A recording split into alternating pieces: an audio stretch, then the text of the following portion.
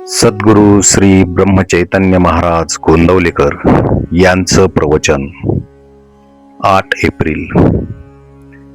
शंका न ठेवता नाम घ्यावे. नामस्मरण करायला सांगितले की लोक सबबी सांगतात, पण खरोखर नामस्मरण करण्याच्या आड काहीच येत नाही. काम करीत असताना सुद्धा उगाचच इतर विचार मनात येतातच ना. मग तसेच नामस्मरण करायला कोणती अडचण आहे? उगाच दुसरे विचार करण्यापेक्षा भगवंताचे नाम घ्यावे हे बरे नाही का? वेळ सापडताच तो व्यर्थ गप्पा गोष्टीत न घालविता नामस्मरण करावे, श्रद्धा ठेवून करावे. 2 प्रवासी पायी जात होते. त्यांना भूक लागली. जाताना एक आंबराई लागली. त्यांनी मालकाला विचारले, आंबे घेऊ का? मालक म्हणाला, 15 मिनिटात जितके आंबे खाता येतील तितके खा.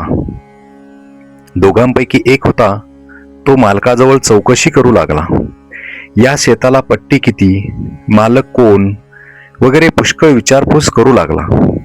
दुसरा मात्र भराभर आंबे खाऊ लागला. इतक्यात 15 मिनिटे झाली. मालकाने सांगितले, वेळ संपली, आता तुम्ही जा. एकाचे पोट भरले, दुसरा मात्र उपाशी राहिला. या गोष्टीवरून हे ध्यानात घ्यायचे की नुसते प्रश्न विचारण्यापेक्षा श्रद्धा ठेवून नाम घेऊ लागावे. नामाचा अर्थ आपल्याला जरी कळला नाही तरी तो भगवंताला कळतो. म्हणून नामाचे महत्त्व कळो वा न कळो नाम घेत राहावे. ध्रुवाने काय केले? नारद वचनावर विश्वास ठेवून नामस्मरण प्रेमाने करू लागला.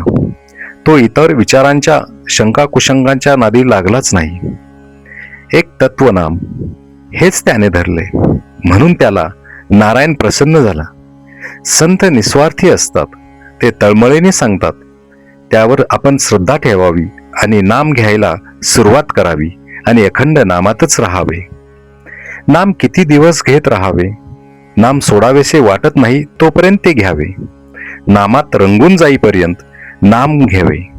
नामस्मरणात रंगला की नाम सुटणारच नाही. भगवंताचे नाम हेच श्रेष्ठ आहे. त्या नामात रंगेल तोच खरा. चित्र विसरले तरी चालेल, पण नाम विसरू नये, कारण नामात सर्व चरित्र साठविलेले आहे. ज्ञान, उपासना, कर्म वगैरे मार्ग आहेत, पण सर्वात नामस्मरण हे सोपे साधन आहे. एक मोठा किल्ला होता, तो अभेद्य होता. मुंगीलाही आत प्रवेश होणे अशक्य असा तट होता, पण त्याला एक मोठा दरवाजा होता. त्याला एक मोठे कुलूप होते. एकाला त्याची किल्ली मिळाली, मग प्रवेश सुलभ झाला. तसे नाम ही किल्ली आहे. परमार्थ कितीही कठीण असला तरी नामाने तो सुसाध्य असतो. नामावर प्रेम आणि श्रद्धा बसत नाही अशी तक्रार करतात.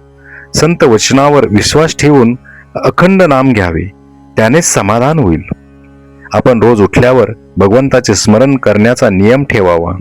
स्नान वगैरे गोष्टी झाल्या तर कराव्याच, पण त्या वाचून अडून बसू नये.